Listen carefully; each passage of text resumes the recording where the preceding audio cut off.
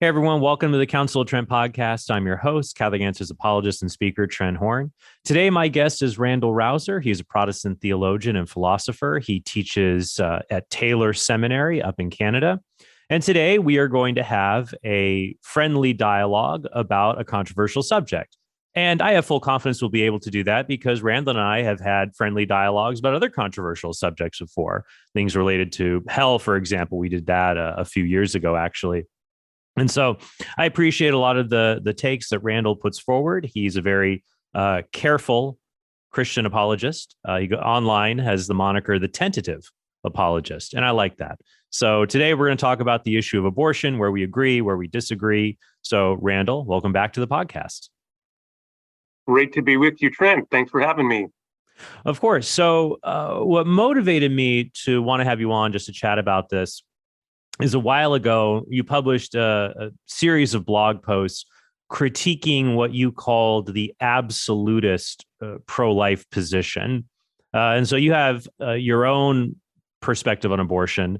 And I think that's the case for many people. One thing that makes it difficult to talk about the issue of abortion is that many people have very multifaceted views on the subject. You really have to ask people what they mean beyond the slogans pro-choice and pro-life. And I think we could have a fruitful dialogue to talk about your concerns about what you call the absolutist pro-life position and more where you fall on the issue. And then maybe we could go back and forth on that. Would that sound all right? Sounds fine to me. All right. Well, go right ahead. However you want to take that. Okay. So first of all, let me stipulate at the outset, abortion is not something I think a lot about, to be honest. Mm-hmm. I'm out of my depth coming into a discussion with Trent Horn. I did do a bioethics master's degree in the late 90s, and I focused on contraception in the Catholic Church, interestingly, although I was a Protestant. And so I touched on the issue of abortion there. Haven't done a lot with it since then. So that's just my general caveat. Okay, so when I said the absolutist position, I'm actually defining two different absolutist positions. The absolutist position, and I let me just say, absolutist is not meant to poison the well, right? Mm-hmm. Some people will think absolutist sounds like a bad thing, right? But I'm trying to get an accurate description of a position. Sure. I think maybe, and that was one of the concerns that I might have had, is it's very rare in our discourse to consider absolutist to be a very great adjective. Usually it tends to be used pejoratively. I guess we could maybe say a maximalist position. There are two sides to try to maximize what is permissible or impermissible. That might be one way to go, but either way is fine. Whatever you want to say. I would not have a problem with being called an absolutist about the evil of child slavery. Mm-hmm. But I take your point as well, that if you want a more neutral term, maximalist and sort of qualified and minimalist and so on, maybe those are better terms. Either way, so a maximalist or absolutist position on abortion on the pro-choice side would be a view that says it's really morally indifferent where in the period of gestation of the embryo fetus you terminate it, but that a pregnant person or woman should have access to elective abortion up to parturition or birth. And so that would be an absolutist position in my book. And an absolutist position on the pro-life side would say anytime after when life begins. Now, there's some disagreement about that. I think you and I are on the same position here, that life begins at conception. Recognizing conception itself is a process, but at some point in that process, maybe 24 hours it takes for a conception to be completed, fertilization to be completed, that you have a new human organism that is now developing. Or some people place it, the origin of life, at implantation, and they have their arguments for that. I'm not persuaded by them. Mm-hmm. So anyway, the position then would be that from the point of conception on, when you have a new living organism, a woman should never have access to elective abortion. And additionally, that elective abortion at any point would be morally equivalent to murder or killing of a human being. So the killing of an embryo would be equivalent to the killing of a human infant, or a human child.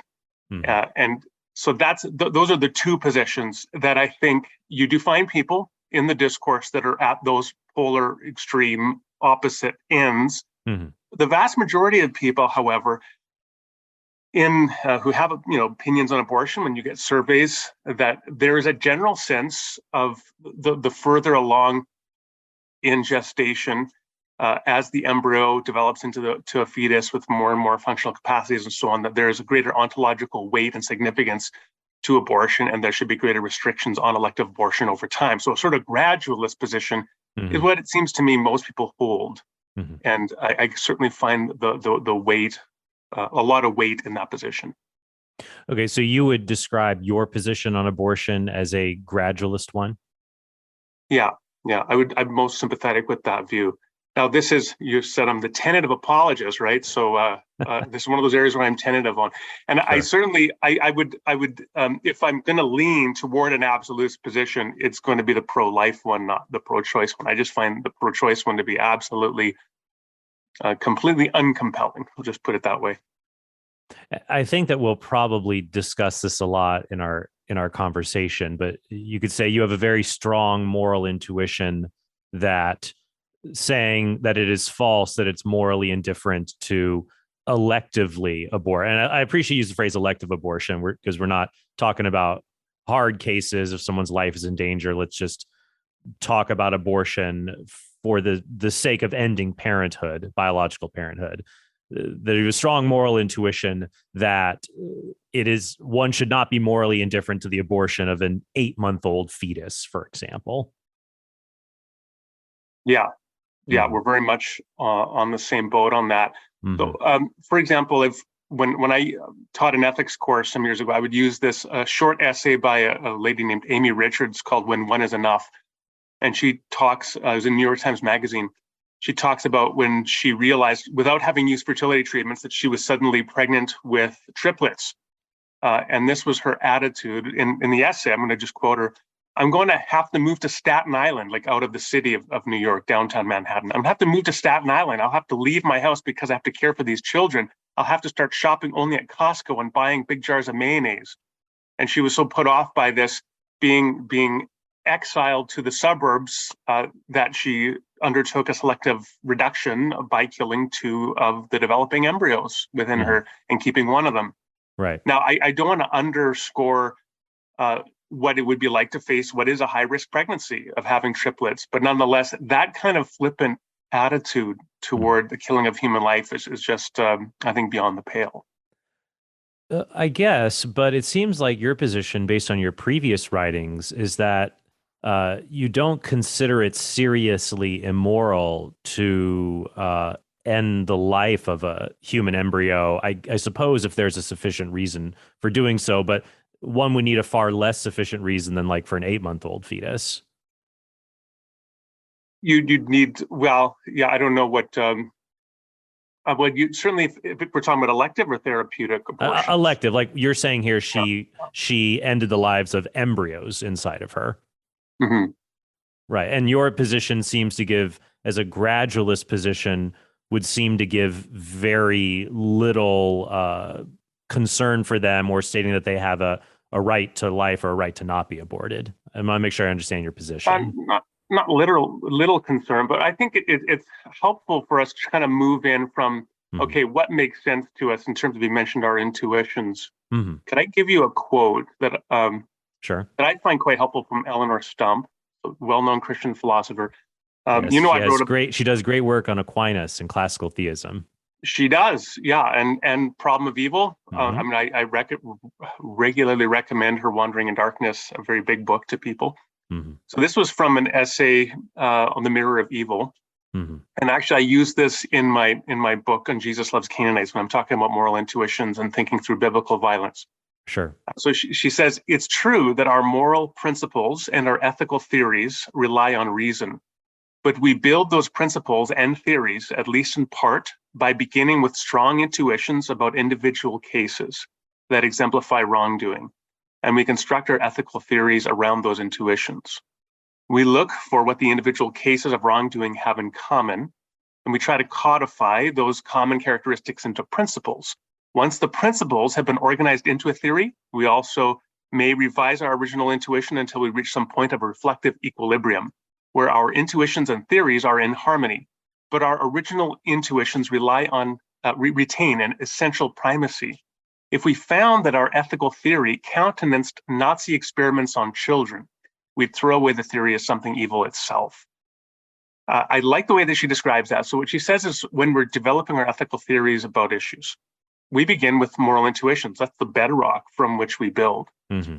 It's like we begin from our intuitions about axioms as we develop theorems, right? We have to begin in our intuitions. They're not infallible, Sure. and we can be forced to revise them, but they nonetheless, I would say that there are certain ones that are pretty much bedrock. And as she says here, the wrongness of Nazi experiments on children would be one of them. So if you had a utilitarian theory of philosophy that entailed it was okay to perform Nazi experiments on children, that would require not you to now abandon your intuition that that's wrong, but rather to revise or abandon your theory that it's right. Does that make sense? Yes, it is. And I will say that I agree with you mostly, and especially how Stump has articulated it. Like, if I approach the issue of abortion, I start with certain moral intuitions that it seems to me infanticide is plainly wrong, especially like when I read accounts of how in ancient Rome, infants were left in the wilderness to die because they were unwanted. That to me is clearly an evil like rape or genocide or things like that. And then when I examine evidence of abortion that's done in the third and second trimester, I also have a very strong intuition about the wrongness of these killings, but I don't have as strong as an intuition. I am much more apt to want to say it's okay to kill non-human animals for human needs than fellow human beings. So I like what Stump says. You start with these intuitions, and then you kind of build a fence or a principle, like what unites all of them. And so for me, with the pro-life position, it seems that what unites them is a principle that human life has intrinsic value and dignity. Persons are those beings that belong to a certain kind. They have equal basic moral standing. And this is in virtue of just being a member of the human kind. And so even if one had an intuition originally that it's not seriously wrong to kill human embryos after they're fertilized, if one reaches the principle, the wrongness of killing relates to what kind you're a member of, you'd have to revise that intuition. So I agree with, so that's where I would end up going, following Stump's protocol, if you will, that you would get there. I agree with you. There could be some intuitions that have primacy, that if we have to revise them, there's something wrong with the theory. I do think, however, they're going to be few and far between. And they're more likely to be an intuition that something is wrong rather than that something is permissible. I don't know if that makes sense, but I think sometimes if we have a moral sense or a moral alarm, it's much better to have a false alarm that something that is good is evil, that we refrain from doing some kind of a good rather than mistakenly doing some kind of an evil. So that's where I would be concerned that if we're with abortion, if we're relying on an intuition that it's not wrong to abort embryos, that might not be as strong as an intuition we have about it is wrong to commit acts of violence or things like that. And once again, as we go back and forth, I definitely don't want to word vomit on you. You can always interrupt or ask for clarification, but I hope, does that make sense how I look at it? Is it fair to say, I mean, I'm thinking about the famous Trolley Experiment here, right? And the Trolley Experiment. Mm-hmm. So here we have the trolleys going down, for those who don't know the thought experiment, trolleys going down the rails, and it's going to kill 5 people unless something else is done. Well, the one thing you can do on the trolley is you can flip the switch and go onto a sidetrack that will kill 1 person. Mm-hmm. And so the question is it preferable morally to do nothing and allow 5 people to be killed, or to do something actively and then to go onto the sidetrack and kill 1 person?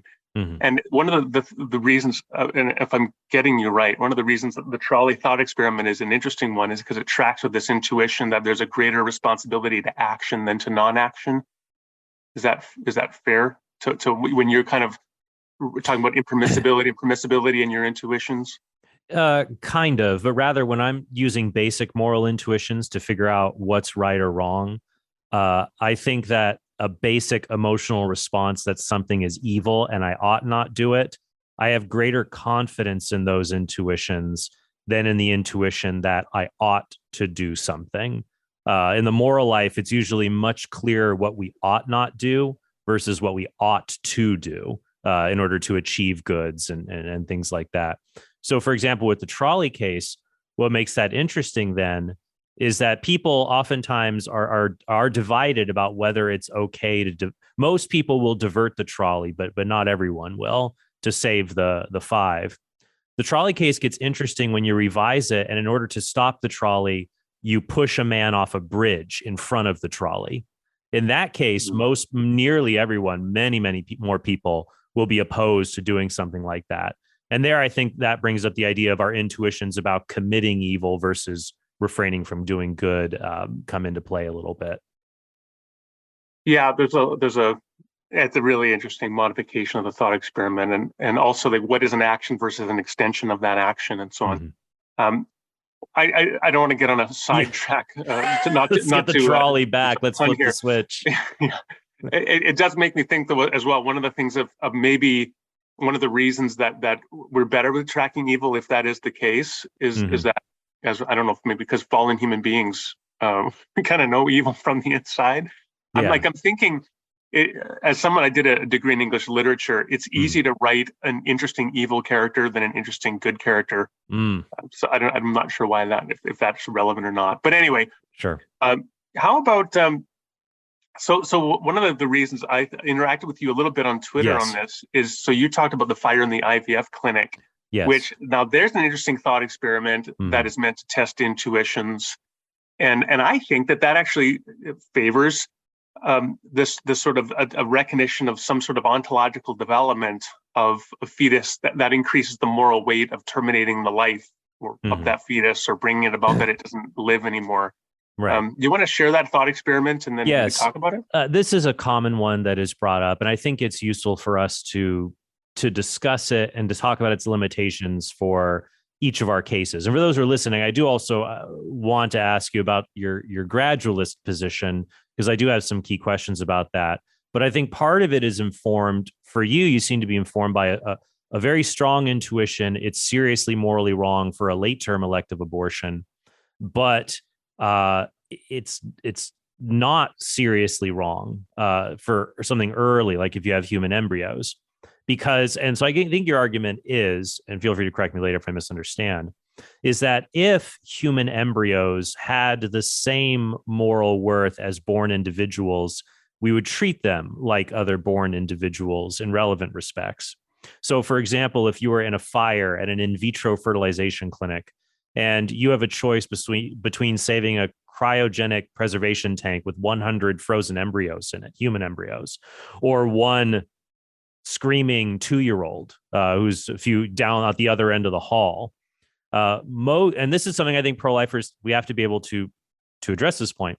Most of us will choose the 2-year-old, which seems odd because if it was 100 screaming 2-year-olds and one 2-year-old, you would save the 100 2-year-olds. You'd save the more people. But it seems like many people choose saving the 2-year-old over the 100 embryos. So from there, that's the fact. If you ask a lot of people this question, they will make that choice. The inference that comes from that is where we will disagree is, what does that mean morally? What does that have a moral relevance? Is it just a psychological quirk, if you will? And so one has to parse out what that means. And I think the view that you had taken is that even pro-lifers who oppose abortion, it seems deep down they don't really believe human embryos have the same moral worth, the same basic moral worth as, say, a 2-year-old. So I'll stop right there if that's all right. That's fair to say. Yeah. Okay. And so when I hear that particular thought experiment, I have a lot of concerns. I think that it does give us a moral intuition, but I'm hesitant that it becomes a bedrock one that we cannot revise later.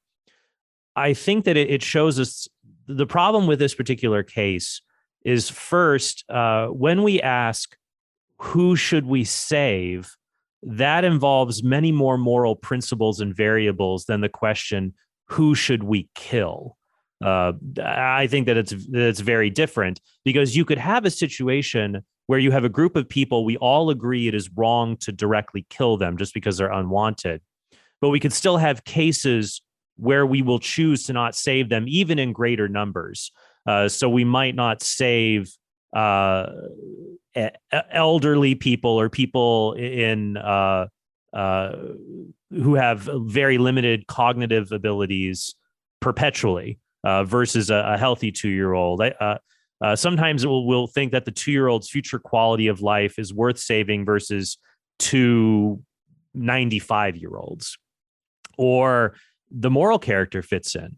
Like someone might say, well, you shouldn't give the death penalty to child molesters.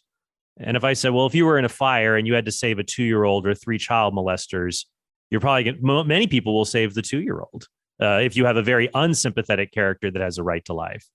So I guess my concern here is, I guess when this situation is brought up, I want to ask, what is the reason inside of people's heads that they're not making the choice? Is it the case that as a pro-lifer, it is the morally consistent choice to save the 2-year-old, and we have to look at the other reasons that are involved in letting people die? Or it could be the case that our moral intuitions just aren't strong enough. We need to revise them, and we ought to save the embryos. So those could be two other options. Those are 2 different paths we could go down. I don't know your thoughts. Yeah, I would say that this is a case. If you choose to save the embryos, I think it's a case of biting the bullet.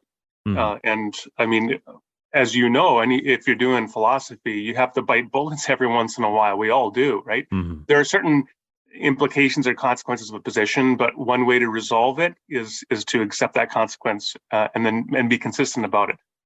So, okay. The one thing I would say is some of your examples you're giving, like 1 child or 3 child molesters, is adding a whole layer there, because you have issues about culpability of agents and so on. Right. When it comes to the 2-year-old versus the embryos, you don't have that, because you have non-moral agents at this point. Let's say a 1-year-old. I don't know if you think that 2-year-olds, children are moral agents, but a 1-year-old, I don't think a child's morally culpable, or a newborn infant versus the embryos. Sure. And it does seem to me that while we can always add complex factors, well, what about this case? What about this case? My first inclination is to say, well, we're not talking about those cases, and those don't necessarily impact on this case. The other thing I would say is we could kind of take out altogether the question of who should be saved, who should be allowed to die, and just kind of boil it down to the essence of comparison of ontological worth by asking this question: which of these 2 scenarios would you consider to be a greater tragedy? So, for example, in scenario 1, there's a apartment burns down and 100 puppies, golden retriever puppies, die. In scenario 2, apartment burns down and 1 human infant dies. Well, I would say it's a greater tragedy that the 1 infant died than the 100 puppies. And I think that the clear implication of that is the ontological disequivalence of disequivalence, inequivalence, whatever, the ontological superiority of the 1 infant over the 100 golden retriever puppies. And I think that you can feed right into that. If there was a fire and you lost 100 embryos, frozen embryos, or you lost 1 infant, the loss of the 1 infant, it seems to me that we'd have strong intuition that would be greater. And in that case, we stripped away, well, who should be saved, who should be lose, because which can complicate the thought experiment. Sure. I appreciate you. It's always good in philosophy to make things simpler. But I think in these cases, even when we ask a question, we need to be careful in trying to answer one moral question: is it wrong to directly kill? By seeing our intuitions about a different question, what is more tragic? Because whether something is tragic, there's going to be multiple factors involved. See, this is what's fun about talking with philosophers. When philosophers, and I'll put an asterisk next to me because, I'm not a PhD or anything, but we can have philosophical discussion. What makes it fun, you listen to 2 people who study philosophy, it's always, well, imagine we had this case. It's always, and that's helpful for us to think things through.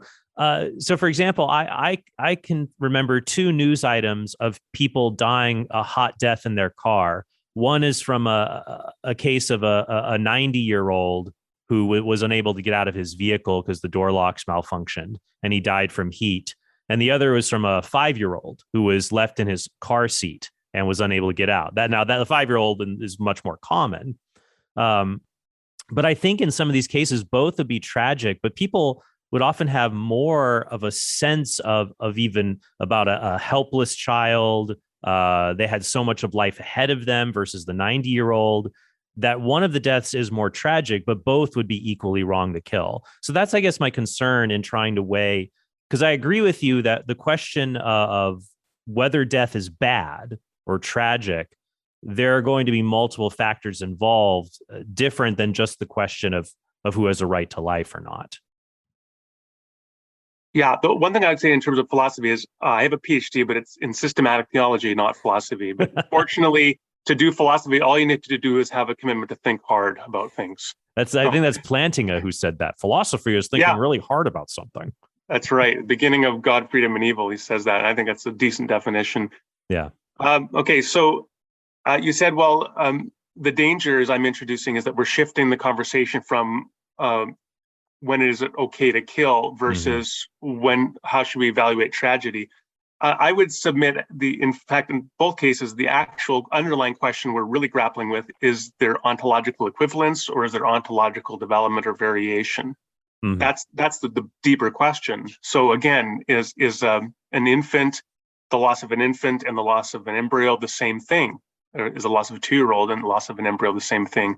And I do think that this thought experiment, it does favor the view that no, there is ontological development, and thus. Yeah. Go ahead. I have a hard time with that because once again, like for example, you take individuals, like for example, the death of a father of 10 in a fire would be incredibly tragic for all kinds of ancillary reasons of the harm that is caused, versus even two loners or hermits that don't interact with others. So I guess that, so to me, to try to understand your position, it seems to be that when we look at, we have this moral intuition in this case, who would we say, what would be more tragic? That the embryos, we don't treat them like we would, let's say, a 2-year-old. But I do think, here's another example that I do think really it challenges our thinking on that. I think if pro-lifers are faced with this particular thought experiment as if it's a slam dunk that the embryos don't have moral value, one easy change to it is to say imagine here are two different scenarios. In scenario A, you have the choice to save 5 fertile women and 5 infertile women. And I think most people would say that'd be like choosing 5 white people or 5 black people. You would flip a coin. There's no morally relevant difference. But if you ask many people 5 pregnant women and 5 non-pregnant women, many people will perk up at that and lean towards the pregnant women. And I really do think the reason they choose that is because they believe there are more human beings involved in that situation, which I do think, even if you don't specify the stage of the pregnancy. And so I think that kind of response would have to factor in as well. That's fair, but the way that you frame that, I want to push back on. So you said, quote, the embryos don't have moral value, like a slam dunk for that conclusion. I don't think that is supposed to be the conclusion, that they don't have moral value. The conclusion is that they don't have, an embryo doesn't have moral value necessarily equivalent to a newborn infant. It's not to say they have no value. Yeah, yes. And I apologize because some people, when people present an experiment, they'll extrapolate to different conclusions. And when I've engaged people, sometimes they jump right to that one. Rather, one could hold the view they have very minimal value. Like if the choice is between 100 rat embryos and 100 human embryos, many people will pick the 100 human. Everyone will probably pick the 100 human embryos. They have more value than rat embryos, but maybe not as much value, but still not the same value as an infant. Oh, here's what's interesting, though. I guess, like, even if they had less value than an infant, could it be the case they still have enough value that it's wrong to directly kill them? Could be. Yeah, it definitely could be. Yeah, so I guess that's another thing I guess we have to explore, that just because you show A has more value than B, it doesn't follow that B is so low in value that they lack a right to life. Absolutely, yeah. I Another, mean, I yeah, think that I would just say that I mean, we what we really need to do is there. I don't think there's a topic in contemporary society that's more polarized than this one. sure. And so the more that we can all kind of recognize concessions and Mm-hmm. qualifications and modifications instead of sort of simple binary positions of either this or this, I think we'll all do better. Yeah, though, I mean, what's interesting is, yeah, because what you mentioned earlier in our conversation, that you are an absolutist against child slavery, for example, and I would hold that as well. Though I could imagine people coming up with a sympathetic case of allowing it in a destitute society for the children's welfare and things like that. But that wouldn't shake me from the broader moral principle that's more applicable about the nature of children and how they ought to be treated. Well, although instead of going down that road, I'd like to ask you a question about your gradualist view. Well, I guess I have a concern and a question, and so you could pick either one you want to go at. One would be the concern that if moral worth related to our things like our right to life gradually develops, I am concerned that could cut against another moral intuition, that we have equal moral worth among human beings. Yep. So I worry that kind of gradualist view will run loggerheads against the other intuition that we have equal basic value or dignity or things like that. What do you think of that concern? It's a great concern. I think that we're to go back to the quote from Eleanor Stump, right? That we have these basic intuitions, and then we're trying to achieve what she calls, I think borrows this term from John Rawls, reflective equilibrium, where we kind of just bring it all together in a way that's satisfactory to us. Yeah. So let me just begin there. There's a Gallup survey. I looked this up, 2018. Of Americans surveyed, 60% believe elective abortion should be legal in the first trimester, 28% in the second trimester, Sure. 13%, only 13% in the third trimester. Right. What I think, the way I would interpret the survey data there is that maps onto intuitions that are broadly shared in society, like mine. Now, the danger is, so if you say an embryo is of less ontological weight, and that the loss of an embryo's life is less morally significant than an infant, well, then do you potentially end up saying that an anencephalic infant, one born without a cerebrum, is of less value than an infant with a cerebrum? Right. Or a Down's child is less value than a child that does not have Downs? And so what I think that we find here is we have conflicting intuitions. We have to try to bring together and reflective equilibrium. On the one hand, this sense of equality and protecting all members of the kind human, right, with equality, but also I think still at the front end, moving understanding from the point of fertilization, that there is some degree of ontological growth of the human organism that does track with our moral intuitions, and then would track with the comparative tragedy of loss and the justification for ending the life thereof in those early stages, which at some point leads into an equality that I think we all would concede is the case and we'd want to defend. And that's maybe kind of it's not satisfactory, right? But I think what I would just say, what you often find is again, like, theories that cover all the bases are great, but I'd also, being a tentative apologist, with wrestling with some of the messiness and trying to bring together those intuitions. Even if you don't have a satisfactory theory for everything. Sure. No, and I understand that. And when we get involved in things in theology, it kind of reminds me of answering the problem of evil. It's like, well, I can have satisfactory replies to some evils, but some horrendous evils, I might be at a loss of an explanation. But it doesn't follow that there is no explanation for why God would permit those things. But you're right. I would take that the equal value thesis, if you will, for human beings, that is another very strong intuition that and I think lots of other people would hold. And I would be concerned that I don't see a logical reason as to why, if human beings develop gradually their moral worth ontologically, however you want to phrase it, it would seem arbitrary to me that birth is when they're assigned that full moral worth, because nothing really seems to happen there. It would seem like the development, and that's like what people like Peter Singer and others will take, is that the development does continue, even at the least for a little short while after birth. And so that's where I would be concerned. If we want to hold on to human equality, we would have to root it in what's equal in all of us, which is not our cognitive abilities or development, but something more like our human nature. I guess the other. So, well, actually, that was the first thing I wanted to ask you. The second was, yeah, I guess I could approach the question reverse with your moral principles and ask like why is it morally wrong to do an elective third trimester abortion or infanticide versus killing a very cognitively developed animal a non-human animal for similar social reasons? Because I guess one, like the way we can figure out the morality of abortion, there's like two routes we can take. We can ask like, who has a right to life and what do they have in common?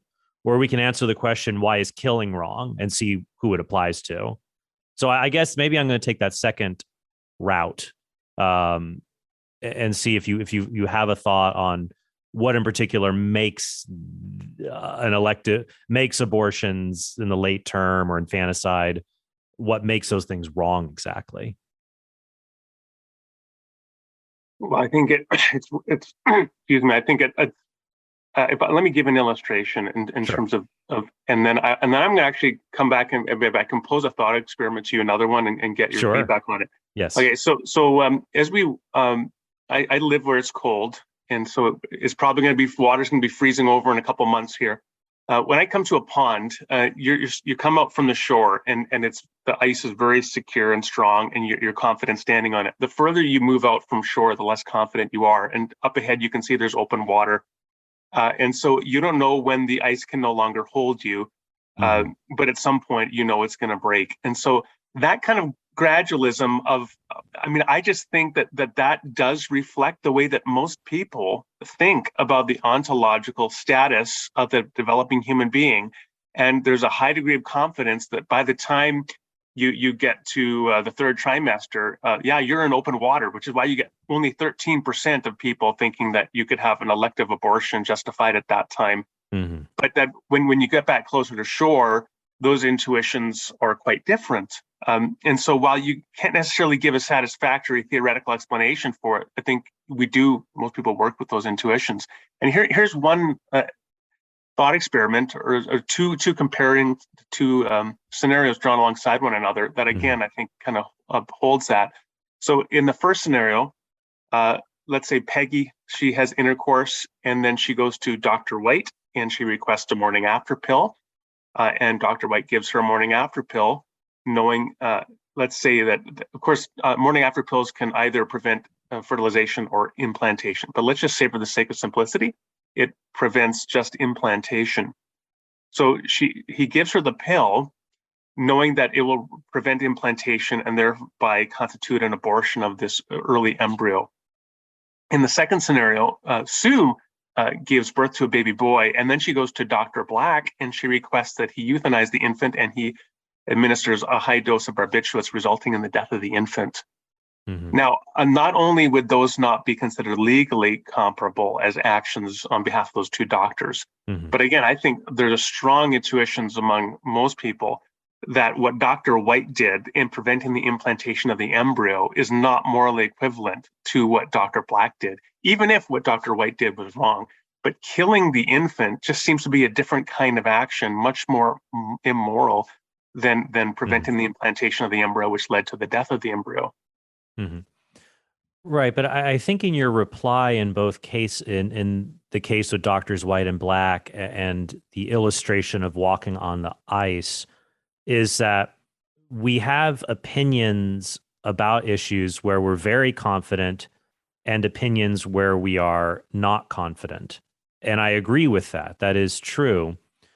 But I also think that the reason many people will give conflicting answers on abortion is the same reason they give conflicting answers on many moral issues, is that most people just don't think things through. They go with their gut, even if they have actually contradictory opinions on certain matters. So, like, with the ice, like I would ask, okay, I'm confident standing here on the shore, but I'm not confident 50 yards out. Why? And the reason is because I know my safety is directly related to the thickness of ice. And there's the property of ice thickness gives me a lot of safety here. It doesn't give me safety there. Much the same, I'm confident infanticide is wrong. I'm not very confident that embryocide is wrong. But with the ice thing, it's like, okay, I figure out the reason why my confidence is related to ice thickness. The density of the ice is necessary to keep me from falling through. I figured out the reason, and it logically applies in both cases. But and for me as a pro-life individual, I really do think asking the question, why is it wrong to kill the infant? Like, why is that wrong? But it's not wrong to hire Dr. Purple to euthanize your cat because you're moving and the cat's unwanted, and you don't need another stray out there. Even if it is wrong, it's certainly nowhere near as wrong as euthanizing an infant. To me, I do think either if the reason that it's wrong to kill the infant is intrinsic to the infant belonging to the human species, I think that reason will apply. It will entail, if you will, to human fetuses and human embryos. The only way to prevent it from doing that would be if the wrongness of killing the infant was rather extrinsic because of their relationships to others in society or things like that. So either you take an intrinsic property of the infant that also applies to fetuses and embryos, or an extrinsic property which cracks the door open a bit more for infanticide in other cases. And if it's extrinsic, it wouldn't necessarily apply to fetuses and embryos. So I think that's kind of the horn of the dilemma in trying to, where I agree with you, we have this confidence, but as good philosophical tradition, we have to ask, what is the source of the confidence? What is our reason? And I think if we ask that about the killing of infants, sorry, not to belabor the point, but to make it clear for everyone, I do think if it's intrinsic to the infant, their human species or what have you, that'll backtrack to fetuses and embryos. If you try to craft a reason that does not apply to fetuses and embryos, but only to the infant, it's something extrinsic, you are on shakier ground for a kind of universal condemnation than infanticide. I guess that's how I would look at that. If you had a perfect society, or something as a closer approximation to a perfect society, a Trent Horn's just society, where you could direct what the laws are, and you had Dr. White, who prevented the implantation of the embryo, and Dr. Black, who euthanized an infant, would you be of the position that they should both face an equivalent legal penalty? I don't think that the penalties necessarily they might not be equal. Much the same that a doctor who engages in assisted suicide for a very sympathetic case of someone with a profound and painful disability, I do think that that's wrong. Though the penalty for being involved in that might be different.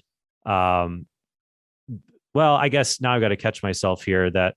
Because sometimes I'll change legal penalties, like with motive. If someone's just out for money or something, it's more nefarious, we give a higher penalty. But suppose we have the same motives. It's just I want to prevent someone from being a parent. So it would seem like the penalty should always be the same. But then again, I don't know. It seems like there are different legal penalties, like women who do commit infanticide. The penalties do seem to be different than women who kill their 8-year-olds or their 10-year-olds. So I would say that the penalty, also the case with the morning after pill, I would almost want to change it to a drug like Ella that even if you did it like a chemical abortion drug that causes the embryo to detach, because the implantation there, it's more like you prevent the embryo, you've made it harder for them to live, someone might argue, rather than directly killing them, but it's not that much of a difference. But I would say the penalties, I don't know, they may be different, but they could also be it would make sense to me that they could be the same, whether it's an infant or procuring an abortion. But it is hard. I do think legal penalties do vary in cases a lot more than just the verdict that something is morally wrong. Yeah, it does seem to me that again, strong intuitions that Dr. White has not committed the same kind of act as Dr. Black, that preventing implantation is not, even if it's wrong, and it may very well be wrong, it's not morally equivalent in terms of its wrongness to killing a newborn infant, and that a just society would be one that recognized the difference in legal penalties from those two actions, which then I think provides corroborative support for some recognition of ontological development over time. Yeah, I guess I would just be concerned about society's prejudice towards human beings that are not as developed, and a lack of sympathy for underdeveloped human beings. Because we could take two cases of infanticide. One is a case of a anencephalic infant who is going to die anyways, and a doctor just essentially wants to perform euthanasia. But it's also burdens. There is a burden in caring for an anencephalic infant who survives, who will have care for, let's say it takes several days for the child to pass naturally, versus the case of a woman who gives birth because she was not aware that she's pregnant, and she simply does not want to deal with the burdens that are related to caring for a child. That I do think it is equally wrong in both cases to kill an infant there, though many people would treat an anencephalic infant because they're not as cognitively aware, or they won't have as many abilities as the other healthy infant, as if they have less moral worth. And I would be very hesitant to start basing moral decisions. I do think in a lot of these cases, people take shortcuts based on the lack of sentience in an embryo and things like that, which I could see that in certain cases where we have to make trade-offs on who lives and who dies. But I'm worried about it being applied to just directly killing people, where I think the equal value thesis gives us the firmer ice to stand on, if you will, of deciding what makes killing wrong. Because that is the answer I want to figure out. Not just one thing is less wrong than another, but like, why is killing wrong at all? I really do think to resolve this ethics issue and many others, we gotta figure out the answer to that question. I agree. I think it's important to do that. And that's, of course, what ethics is all about. But this is why I began with that quote from Stump, is that I do think there's a primacy of the intuitions here. And so as I continue to think about that, I think about it in terms of intuitions. Yeah. Now, for example, we haven't really talked about souls at all.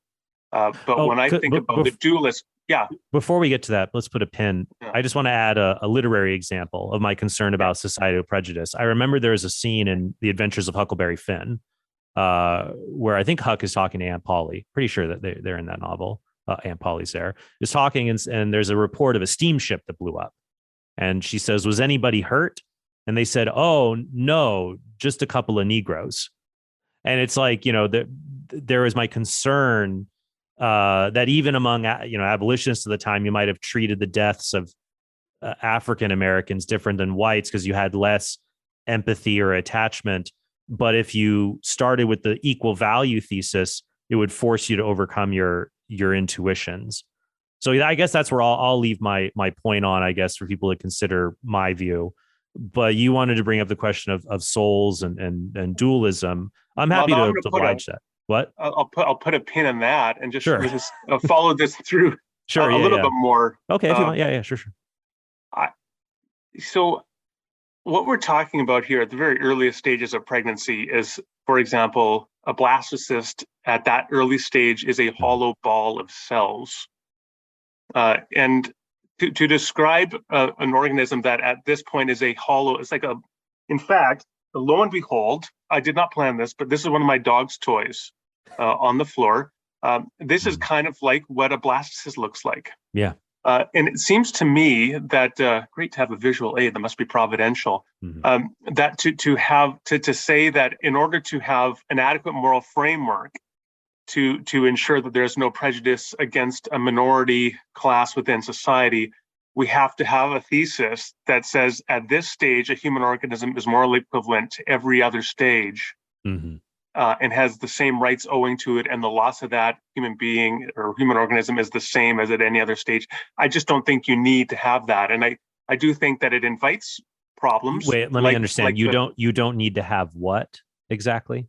You don't need to adopt the thesis that at this stage a human organism, for those who are watching on podcast, so it's just like a hollow ball, rubber ball I'm holding up. If you don't have a visual for it. But you don't need to have the view that human organism at this stage of earliest development, a blastocyst stage, that it is equivalent morally and ontologically to a newborn infant or to a child or to an adult human being, in order to have an adequate moral framework to fight against the kind of prejudice that would devalue the loss of a minority group. I just don't think you need. I think it's overshooting what you would need in order to justify that kind of. But you would hold the view that a newborn infant, a toddler, an adult, a 90-year-old, would you hold that they have equal moral value? Yes. Yeah. So this is why we're saying that there's something that's going on that's unique when it comes from fertilization through a blastocyst embryonic stage on through fetal development. Yeah, because I just don't know if your position is really a gradualist one, because a gradualist one would be like, how dark is it in a room? And like you turn on a dimmer and it's like faint little light and it gets brighter and brighter and brighter. Because it seems like if I went back, like, I guess I would ask like a third, like an 8-month fetus, a 7th-month fetus, a 6-month fetus. If you were to start to dial down, like, does it have the equal moral worth with a newborn? I would wonder, and maybe you could give it your thought, if we go back by month, 8, 7, 6, 5, does it truly gradually decrease, or is there a property change in the fetus that makes the moral worth kind of drop off a cliff? I wonder if that's what's really going on here. Yeah, it seems to me that there is a development of growth over time from an embryonic stage, from a blastocyst embryo. Well, Could we go backwards though? Like, would you say like a 6-month-old unborn human fetus has the same moral worth as a newborn? I would be of the view, because I would not be in that 13%. I think that certainly by the time you get to the 3rd trimester, that you are in an organism that is a human being that is equivalent to the loss of an infant or the life of an infant. And I guess of course, often people talk about viability within these conversations, which I'm a little bit not happy about, because of course viability shifts relative to the technology one has. And I guess, like, if I said a 3-month-old embryo, it's more developed, but it's not conscious or sentient yet. I would suspect you would say it does not have the same moral worth as a newborn. Well, and here's where I'm standing on the ice, and I'm less certain, right? But but what I do is I go back to the 5-day-old blastocyst that looks like the rubber ball here, and I think here I'm pretty confident that that's not equivalent to the loss of a human infant. But then I guess it seems that no abortions take place at that stage. It seems most of them take place when the embryo is somewhere between 4 to 9 weeks old, I would say, and somewhere in the mid to late first trimester. So even if we did have that intuition about blastocysts, it wouldn't inform us as much about abortion, it seems. Well, yeah, again, it depends if, a person, if people do have those objections to the use of the morning after pill, because one of the ways it functions is an abortifacient, or RU486 or something like that could be used in those earlier stages. So here's I would like to ask you a question. Sure. So there was this case that became national news in your country, and that was a 10-year-old girl who was raped by a family member and impregnated and got an abortion in Ohio. Right. Would your view that would be therapeutic abortion, not an elective one. But would you think in a case like that abortion would be justified in your view? I understand why someone would want to promote abortion in that case, because they feel that this child is almost the ongoing victim of the rapist's attack. And so, for example, like I think it's permissible to use contraceptives, even though I think that the contraception is intrinsically evil. I think it's permissible to use contraception to repel the rapist's sperm and prevent that attack from continuing. But I would consider it immoral, and I would also be concerned about this girl's welfare in making her, in causing another act, in one act of violence has happened within her body, to then cause another act of violence to occur within her body as well. That if the unborn is a human being, because for me, it goes back to my primary moral principle that if human beings all have equal moral worth, and it is wrong to directly kill innocent human beings, that's going to apply to any human being, even when we get into these difficult cases.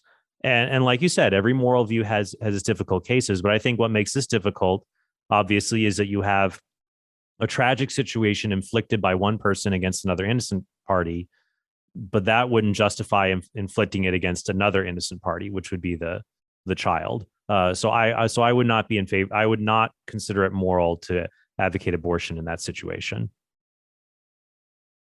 Okay. I certainly respect that. And I mean, one of the reasons I introduced this is, of course, we've had this conversation for about an hour now, and we haven't talked about the pregnant people. Really, it's only about women and children. Sometimes we've only been about the fetus. But of course, that's one of the whole issues that makes this complicated. Now, but if it was a morning after pill, you could administer within 24 hours of a 10-year-old being raped, a morning after pill that would potentially prevent fertilization and implantation. You would also be against that, which is not a violent act. I mean, she would be nauseous. Nauseous for a while. But if there was moral certainty, you could prevent ovulation or fertilization. And it wouldn't have to be ironclad either.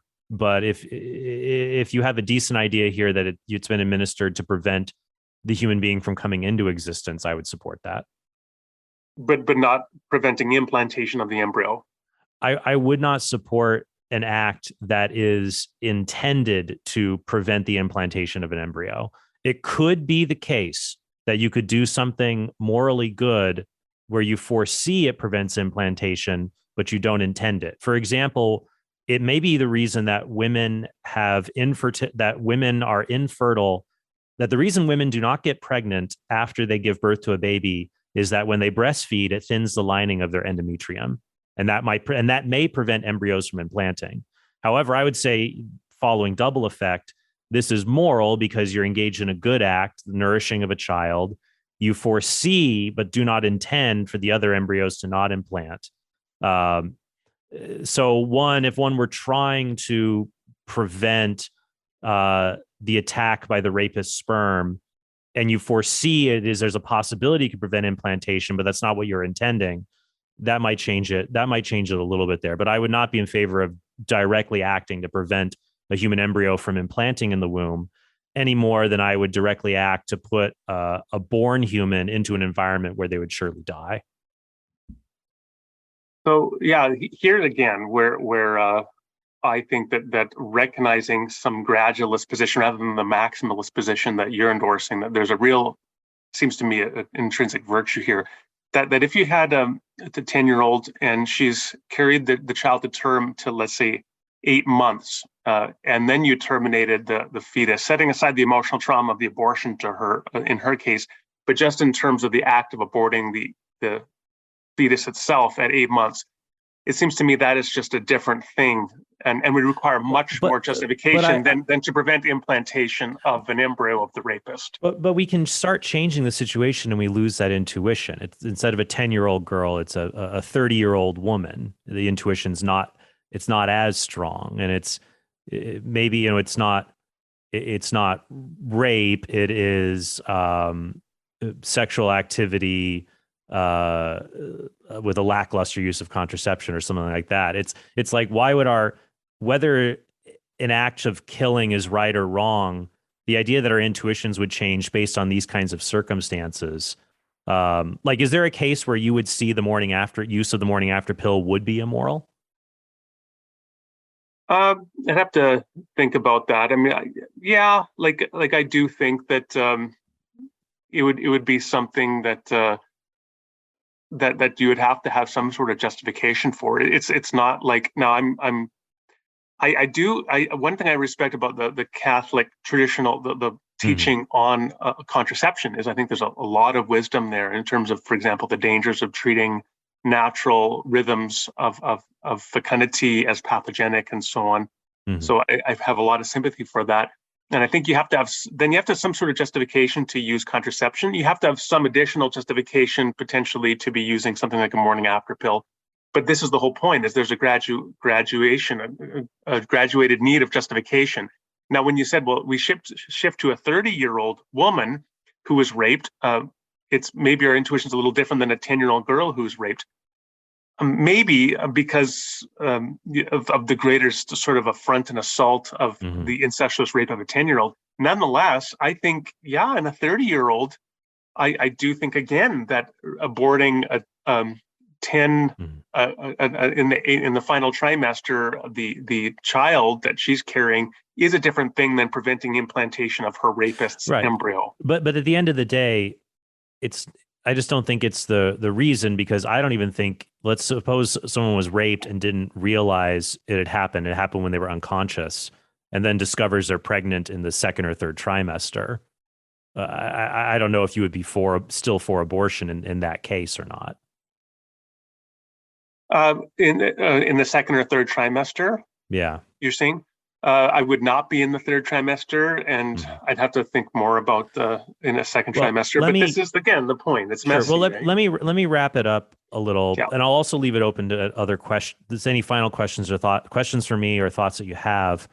But I do think that this is going to come down to answering the question: what beings have intrinsic moral worth, so that it's wrong to directly kill them, and why is killing wrong? It seemed in our conversation like you agree that killing a human infant just because they're unwanted is wrong, but you did not seem prepared to articulate the precise reason why it is wrong.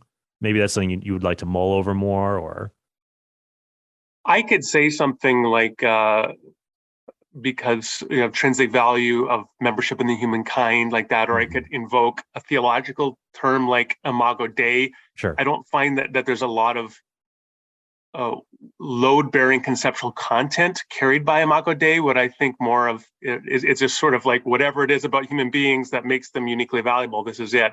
What I'm okay saying is that there's a gradual entry into that unqualified membership status that you get, but that at the earliest stages of being a hollow ball of cells, a blastocyst, at that stage, it seems to me reasonable to think that the human organism has not yet attained whatever they attain later on in pregnancy. Because I guess the gap I want to make is we have an intuition something is right or wrong, but it seems like we should figure out what principle is that intuition tracking to, like what's it connecting to.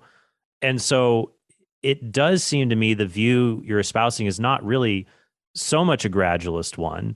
It is that early embryos, it seems to be a view that a principle that human value comes from having a specific size and set of abilities. And once you have those, you have value. And I would be concerned that that would extend far, far beyond birth.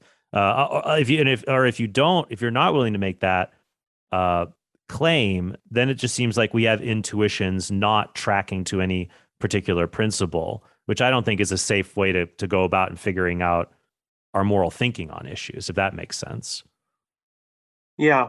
So to the extent where we would want to, like, yes, like this is always the danger. If you tied human value to, again, having a cerebrum, have you tied it to having a linguistic ability or consciousness, right? Or having a human form? I think that you'd have to think more about what are those things you want to tie that to. So this is just a quick reference to dualism. Sure. I mean, I'm a dualist, but I tend to incline toward an emergentist dualism, like William Hasker defends, where the human soul as a distinct substance gradually emerges from the development of the material organism, and then as a distinct substance that can interact upon that organism. Which again is not a binary thing, like you get the soul infused at some point or not. It gradually develops over time, which I think tracks with the intuitions I have about an embryo developing over time. But yeah, that's something I have to think about, just as I think you have to, I would argue, wrestle with the fact that you're treating the infant and the loss of the blastocyst as morally equivalent, but yet you're not willing unequivocally to say that you think the doctor who terminates the blastocyst by the indirect intent of hardening the endometrial wall is doing something more equivalent to killing the infant. I think we're both wrestling with again, the pursuit of reflective equilibrium. Sure. And I think for me, the question of legal penalties is a complex framework of how you disperse them. Sometimes they're just pragmatic. We have stronger penalties for things we have long known to be evil versus throughout history. If we've immediately reformed some social evil, the penalties may not be as severe because society is undergoing an upheaval and a change. So it gets complicated in that regard. But yeah, ultimately, I do think with our intuitions on the matter, well, I'll throw you. This is an idea I've been playing around with the IVF burning IVF clinic. That might be maybe it's a unique Catholic way of understanding this. So in Catholicism and bioethics, there is a debate about what to do with embryos that have been abandoned, so-called snowflake babies. Is it moral to adopt them or not? And Catholic moral theologians actually kind of split on this point. Some say, it is moral. It's a theology of adoption. Others say, well, no, it's immoral. It's unnatural for a pregnancy to be initiated by a lab tech versus a husband. And so, I don't know. I guess one Catholic explanation for the embryo case might be if you held the view as a Catholic that there is no moral way for those embryos to continue to develop. If you believed it was wrong to implant them in the womb, then you would have a case where saving the 2-year-old would be like picking the 2-year-old over 100 brain dead people or permanently comatose individuals that they're human beings, but they just don't have they don't have really bright futures ahead of them, if you will. So I guess if a Catholic held the view that it was wrong to implant embryos in the womb, and so you realize, well, these children don't really have a future, but the 2-year-old does, which inclines me to save the 2-year-old, then that might explain things versus if I had the 5 pregnant women and the 5 non-pregnant women, I've actually got 10 people with futures going ahead. So I don't know. That's one I might explore a little more. I'm not sure. But yeah. So I don't have any quick thoughts on that. I'd have to think more about that one. Well, Randall, I want to give you, you were a good sport with this. I really appreciated, it's so funny. I feel like some people in the comments would be like, you needed to go to the jugular, Trent. This is, human life. It's abortion. And I do strongly disagree. I do believe abortion, even in the cases you've brought up, is a grave moral evil. But I do recognize there are thoughtful people on the other side of the issue, and in varying degrees. There's people who identify as pro-choice who don't have the same view you have, who might be more towards a pro-choice maximalist position. I appreciate the thoughtfulness of thinking it through. And yeah, my hope would just be the questions that I've given you. I hope that you'll mull over about like the wrongness of killing. And I think I'll mull over more. Do I need a more cohesive and uniform response to the question of things like legal penalties? I guess that's my thoughts. I'm happy to let you mull anything over or ask me anything. I'll put it in your court now. I will just give as sort of my closing thoughts, and feel free to riff off of that. Is I think that the position you represent is very much a minority in American society. I don't know, maybe 20% or something, but something like that. Like not many people. So then the challenge, I would think, I sort of think here analogically of people who don't believe you should eat animals. I think, for example, of Peter Singer arguing for the ethics of vegetarianism or veganism, and Gary Francione. And now Peter Singer's approach is much more pragmatic, and it's about reducing the amount of overall animal suffering and doing whatever you can to do that. Gary Francione is much more a deontologist and absolutist, and says, no, you just sort of have to not eat animals. And they go about it differently. And it seems to me that you're kind of more the Francione approach when it comes to this topic. And the question is, pragmatically, is that the best way to sort of change hearts and minds within the wider society? Because I think the minute that many people hear you endorsing a position that you think a 10-year-old should carry her rapist child to term, even if you could prevent implantation of the hollow ball of cells at 5 days post-fertilization, you just kind of lost your audience at that point for many people in society. And if you want to change hearts and minds on abortion and move toward a more pro-life society, maybe that's not the best way to go about it. I would like to address that because there's another concern. Suppose I were to say, well, in these difficult cases involving rape, abortion's okay, but not in these other less difficult cases. I worry that people might say, you're not really concerned about the fetus. You're more concerned about punishing women who choose to have sex versus women who don't. So it's also possible if I'm not consistent in my principles, I could face some backlash. But I hear your concern. And so I guess like from a pragmatic standpoint, like I might argue for people, hey, do you think we should ban abortions at after 12 weeks of pregnancy or 15 weeks, which was the law that prompted the Supreme Court case here in the US recently, 15 weeks. I guess my pragmatic approach would be, do you think we should ban it at 15 weeks? Sure. A lot of people will say yes. And then I'm just going to ask them, why? What is the specific reason? And I would hope that reason might take them further down the path I already am. Yeah, that's fair. Yeah. One thing I think that we have done here, and I really appreciate it, is we disagree on certain points, but I think that there's been a little bit of light shed. And I think, again, in a highly polarized debate like this, I think the more light shed and the less heat shed, the better. Yes, absolutely. Randal, thank you so much for chatting with me about this. It is very difficult to accomplish that, to shed some light on this without generating a lot of heat. So I think that this will be very helpful for people. Where can people go to access some of your resources? You have a lot of fun books. Fun fact for everyone, I just released a book. It's a dialogue with my inner skeptic called Devil's Advocate. It's actually inspired by a book that Randal wrote. So Randal has a lot of books, his own website. Maybe you could tell our listeners a little about that. You can find me online, randalrauser.com. And yeah, my latest one was Progressive Christians Love Jesus Too. Then last year I had Jesus Loves Canaanites about biblical violence. And then the one you just referenced, Conversations with My Inner Atheist. So I got 14 books out, all told, 3 of them co-authored. So yeah, and you can look me up online. So thanks for having me. Of course, Randal. Anytime we'll have to do this again on a variety of other topics. And thank you guys so much for listening. If you want to support us and help us keep having dialogues like these and to maybe set up future in-person events with lots of people, just go to TrentHornPodcast.com, support us there. Thank you guys so much, and I hope you have a very blessed day. Hey, thanks for watching this video. If you want to help us produce more great content like this, be sure to click subscribe and go to TrentHornPodcast.com to become a premium subscriber. You'll help us create more videos like this and get access to bonus content and sneak peeks of our upcoming projects.